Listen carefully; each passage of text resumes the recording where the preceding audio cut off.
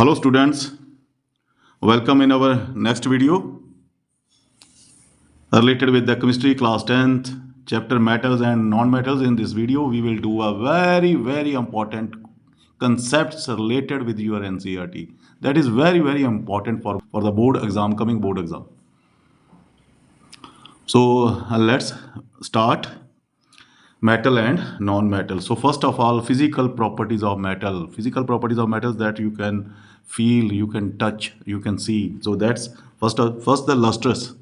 Metals are lustrous, means they have a shining surfaces. Metals मतलब कि होता है मेटल्स का जो भी सरफेस है ना, मतलब अपर सरफेस वो शाइनिंग होते हैं, चमकीलीज होती हैं, चमकती हैं ये. Malleability, metals beaten into sheets, thin sheets. Metal को जब हैमर्ड करोगे, ऐसे ब्रेक डाउन है ना, मतलब बीट करोगे तो वो उसकी क्या होगा, तो शीट्स में उसको कन्वर्ट कर सकते हो. ठीक है ना. तो जैसे कि गोल्ड है, गोल्ड आप कितना मतलब सॉफ्ट मेटल्स होती हैं जो ना, उनको आप मतलब क्या कर सकते हो, बीट करके उनको से मतलब you can make a thin sheets.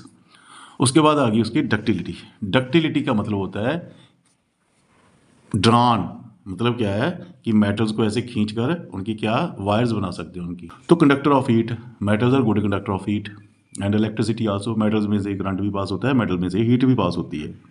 तो नेक्स्ट आ जाता है सनोर. सनोर्स मीन्स जब ऐसे खड़काओगे ना, ऐसे खड़काओगे तो मेटल्स में से आवाज आएगी. ठीक है ना. मेटल्स क्या करेंगी, उनमें से आवाज आएगी. कैसे आवाज आएगी, टिन की आवाज आएगी. ठीक है ना. तो दूसरी बात आ जाती है कि मेटल्स आर जनरली, आमतौर पे मेटल्स सॉलिड होती हैं. ठीक है ना. बट एक मेटल है मरकरी, जो लिक्विड है eight room temperature. Room temperature पे वो क्या होती है, वो लिक्विड फॉर्म में होती है. ये एक्सेप्शनल केस सभी में आप ज़्यादा से ज़्यादा याद करने, ये मैंने मेन ही बनाए हुए हैं, तो आप इसे अच्छे से प्रिपेयर कर लो. तो नेक्स्ट आ जाता है जी non metal. Non metal either solid भी हो सकती है, वो गैसेस भी हो सकती हैं. Accept bromine. देखो सॉलिड होंगी या गैसेज होंगी, पर ब्रोमाइन क्या है, that is liquid at room temperature.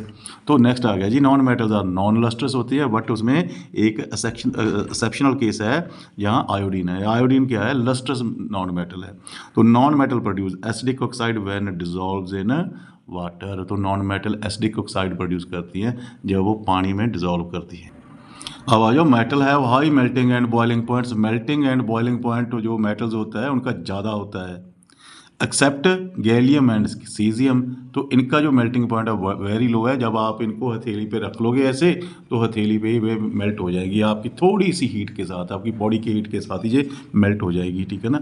तो metals are hard, metals hard होते हैं.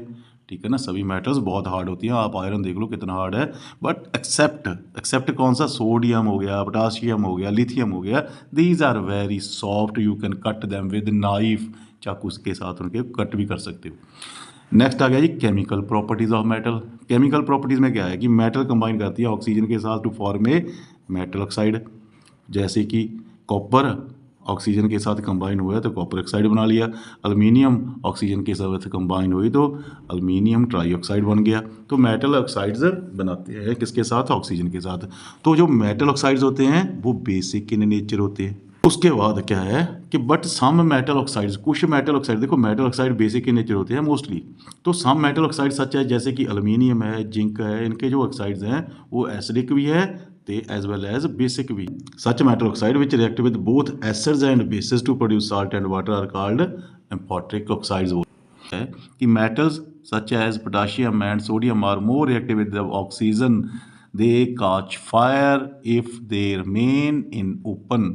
वो क्या करेंगे, उनको आग लग जाती है जब उन्हें ओपन स्पेस में रखा जाता है. So that's why they are kept in the kerosene oil. इसके लिए उनको कहाँ रखा जाता है, केरोसिन ऑयल में रखा जाता है. तो नेक्स्ट आ गया आपका एनोडाइजिंग. एनोडाइजिंग में क्या होता है, जैसे कि ये एल्युमिनियम है, कोई एल्युमिनियम का सब्सटेंस है, एल्युमिनियम मेटल है जहाँ, या इस पर ना अपने आप ही ऑक्सीजन के साथ रिएक्ट करके इस पर थिन कोट बन जाएगा.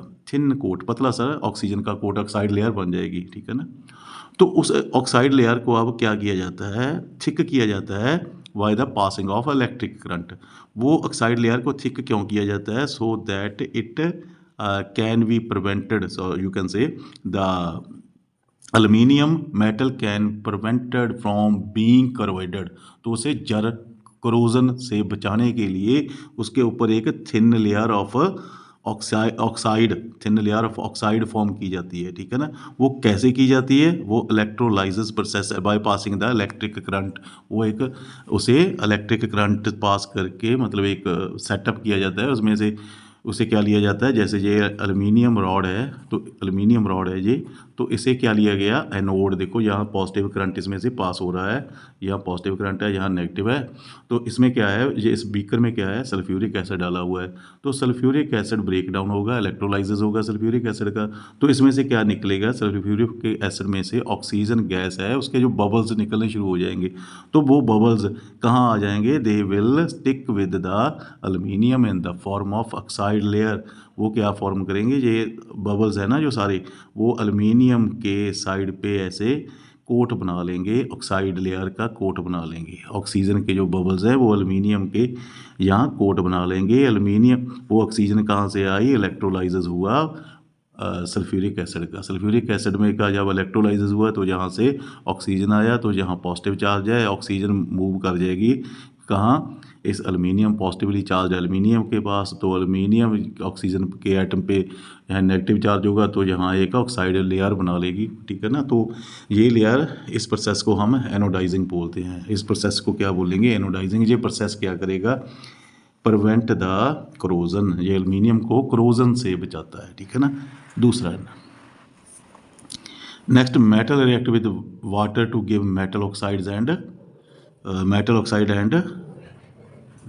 Metal react with water to give metal oxide and hydrogen देता है, यहाँ हाइड्रोजन लिखना है आपने।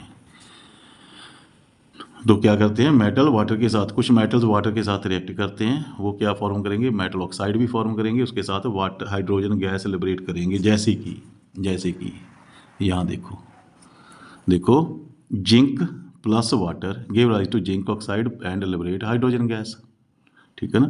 तो ज़्यादा तौर पे जो मोस्टली मेटल्स हैं, ज़्यादा तौर पे जो मेटल्स हैं वो रिएक्ट करती हैं वाटर के साथ टू फॉर्म में मेटल हाइड्रोक्साइड फॉर्म करती हैं, ठीक है ना। ज़्यादा तौर पे कुछ मेटल्स हैं वो वाटर के साथ रिएक्ट करेंगी in the gaseous state, steam है यहाँ, स्टीम के साथ है ना, स्टीम गैसियस स्टेट के में रिएक्ट करेंगी। जैसे कि जिंक है वो गैसियस स्टेट में, वाटर गैसियस स्टेट में तो स्टीम बनेगा ना, स्टीम के साथ रिएक्ट करेगा तो जिंक ऑक्साइड बनेगा, तो हाइड्रोजन गैस लिबरेट होगी। ज़्यादा आम तौर पे क्या होता है, जो मेटल्स है ना वो वाटर के साथ रिएक्ट करती हैं, क्या फॉर्म करती है, मेटल हाइड्रोक्साइड। जैसे कि यहाँ सोडियम है, ये वाटर के साथ रिएक्ट किया तो इसने क्या फॉर्म किया, सोडियम हाइड्रोक्साइड फॉर्म किया, प्लस हाइड्रोजन गैस लिबरेट कर दी इसने। अब क्या होगा, ये रिएक्शन कौन सी है, ये रिएक्शन हाईली एक्सोथर्मिक रिएक्शन है। तो यहाँ से क्या होगा, हीट प्रोड्यूस होगी, वो हीट क्या करेगी, हाइड्रोजन को क्या करेगी, बर्न कर देगी। हाइड्रोजन, उस हीट से हाइड्रोजन इजिली कैच फायर, ठीक है ना। तो यहाँ देखो, reaction is highly exothermic in which excess heat produce with which evolved hydrogen immediately catches fire, जिसके साथ जो हाइड्रोजन इवॉल्व हुई उसे आग लग जाएगी। अब एक और है, कौन सी मेटल फ्लोट करती है वाटर पे जब वाटर के साथ रिएक्ट करती है, तो कैल्शियम है, जो कैल्शियम मैग्नीशियम भी करती है, ठीक है ना। तो कैल्शियम जब वाटर के साथ रिएक्ट करेगी तो कैल्शियम हाइड्रोक्साइड फॉर्म होगा, उसके साथ ही हाइड्रोजन गैस लिबरेट होगी। ये हाइड्रोजन गैस कैल्शियम के साथ ही स्टिक कर जाएगी। ये हाइड्रोजन गैस के जो बबल्स होंगे वो कैल्शियम के साथ ही मतलब स्टिक कर जाएंगे and make the calcium to float on the water, जिसके साथ कैल्शियम वाटर पे फ्लोट करना शुरू कर देगी। तो मैग्नीशियम, जो मैग्नीशियम है वो ये कोल्ड वाटर से तो नहीं रिएक्ट करती, ये हॉट वाटर से में रिएक्ट करती है। तो फिर ये भी ऐसी हाइड्रोजन लिबरेट करती है, तो हाइड्रोजन के बबल्स के साथ, इसके साथ मैग्नीशियम के साथ भी स्टिक कर जाते हैं, तो मैग्नीशियम भी फ्लोट करने लग जाती है।